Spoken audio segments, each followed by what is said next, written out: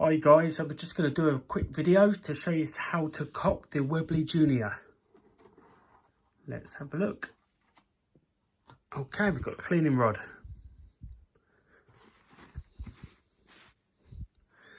We have the pistol. Look how lovely that is.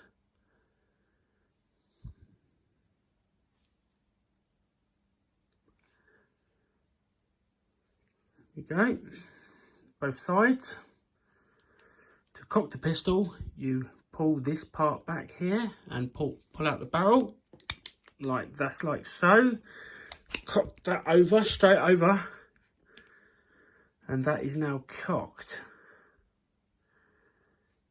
Pop the pellet in the hole, 177, close it, locks in place, and it is now ready to shoot.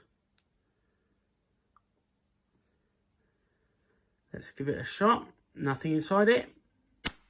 Okay, there we go. A lovely pistol. And we also have the original components list for the Junior as well.